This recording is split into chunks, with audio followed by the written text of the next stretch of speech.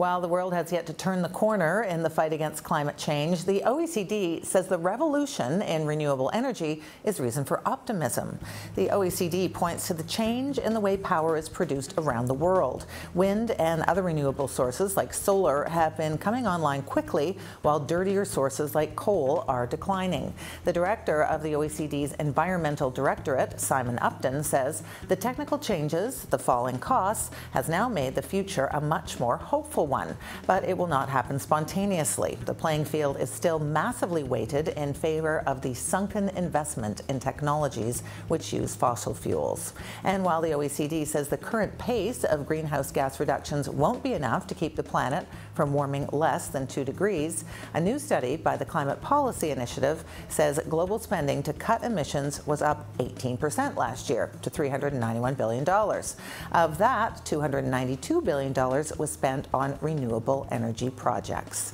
Time for E Squared. Tom Rand is Senior Advisor of Mars Clean Tech and author of Waking the Frog. And Kenneth Green is Senior Director, Natural Resource Studies at the Fraser Institute. So let's start with you, Tom, because I'm imagining you must be quite delighted to hear a lot of these pronouncements. Well, I'm certainly not, we're not unaware of that growth in clean tech. I mean, I'm obviously very bullish on the market. My investors are very bullish on the market. Lots of people are. It's a very, very fast-growing sector. But the highlight is the distinction between commercial success and solving the climate problem. So, you know, in one sense, you can make a lot of money, sell a lot of solar panels, and do really well in clean tech, which many companies are. Canada's positioned well to do there.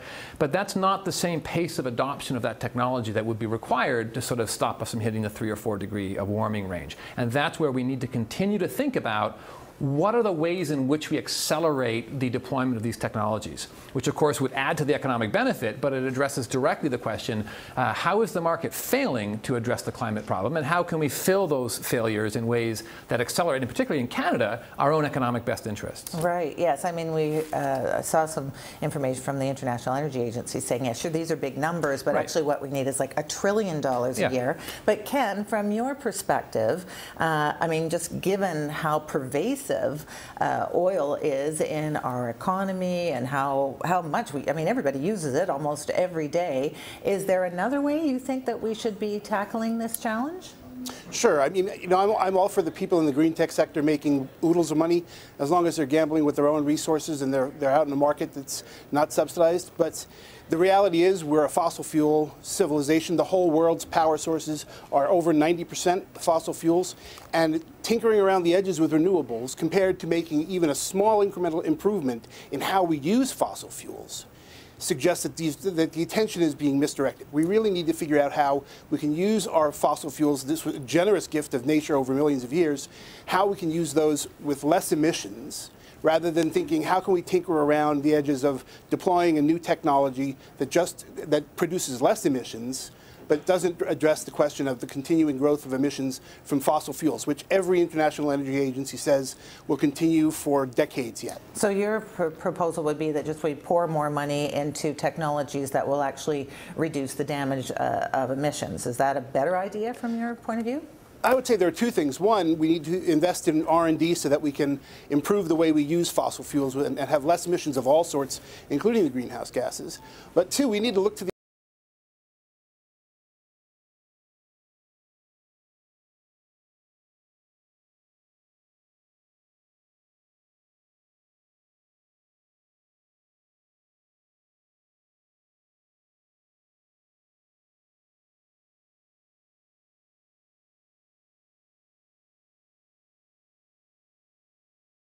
it won't solve the problem. So I think we'd be better off, yes, finding ways to deal with the elephant in the bedroom, make the impact of fossil fuels less, rather than having our focus on the green tech. And Tom will say we can do everything all at once. We can do everything at once. We can take the same dollar and spend it in 10 different stores all at one time.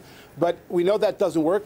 Look at the UK, which is now paying businesses to stop producing because their grid is so overloaded that when the wind power slows, the grid is in danger of collapse. Well, why don't we find out what Tom really will say?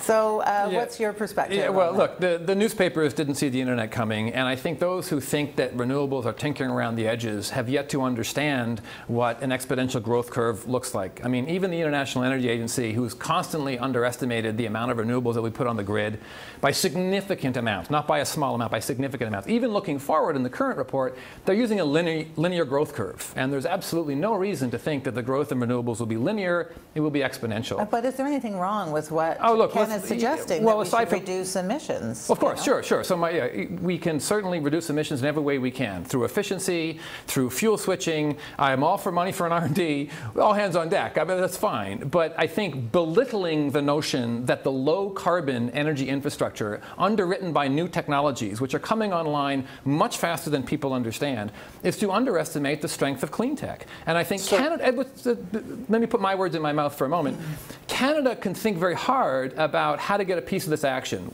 Whatever our opinions, the growth in clean tech is exponential. It's growing very quickly. No one predicted this. Canada has a choice to make. Back in 2005, the global clean energy market was around $500 billion a year. We had 2.2% of that market. 2013, it's doubled to $1 trillion a year. We now have 1.3% of that market. So even from a self-interested perspective, we can say to ourselves, how is it we get our pro rata share of that market? We're 2% of the world's population. Why can't we have 2% share of the global clean tech market? It's because we're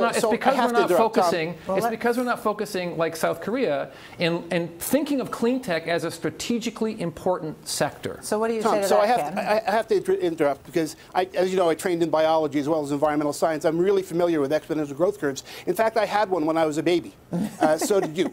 It didn't continue, so I'm not actually 15 feet tall. But in fact, no exponential growth continues indefinitely.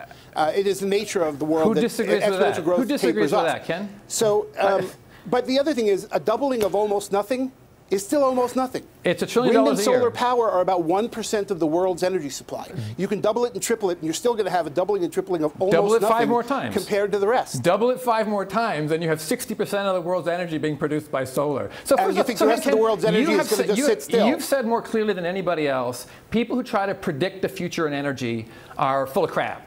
So don't try to predict the future. Why don't we hedge our bets and say, we should be supporting what looks like it could be a very interesting piece of the economy, right? So if you can't predict the future, let's not pretend coal's going to be around here forever either, because we can't predict that. But Ken, are you actually opposed to trying to exploit green, clean tech solutions? No, not at all. In fact, I think there are very natural places for green tech, especially areas that have not yet been built up and developed. I mean, this is an area where this kind of technology can help a country like China skip over the developmental emissions curve by going straight to decentralized power grids and using more green energy, because they don't have the sunk costs you talked about earlier. It's just not always when you already have an established grid with the sunk costs, you have to take into account that those people need to be made whole who 10 years ago said, what can we do for Canada's economy? Oh, I know, we should invest here. Well, people have been aware of climate risk for a while, so being made whole is a separate issue. But that's part of what I'm saying. The Canadian clean tech sector is very export-oriented. So one of the best things Canada... Why is it falling then? I mean, I saw this data about how we used to be 13 and now we're 19. Right. The percentage of it is falling because we haven't identified it as a strategically important export sector. We've identified the tar sands as strategically important. And does that mean giving money to that sector? No, it means supporting it with intelligent market mechanisms like EDC. So South Korea has the equivalent of our Export Development Bank. The Export Development Bank currently supports the automotive sector very heavily, exports natural resources very heavily, but doesn't yet look at clean tech as strategically important. So supporting the exports of next generation clean tech companies is actually probably the best way Canada can do to move the needle on international emission reduction. Reducing our own emissions is one thing.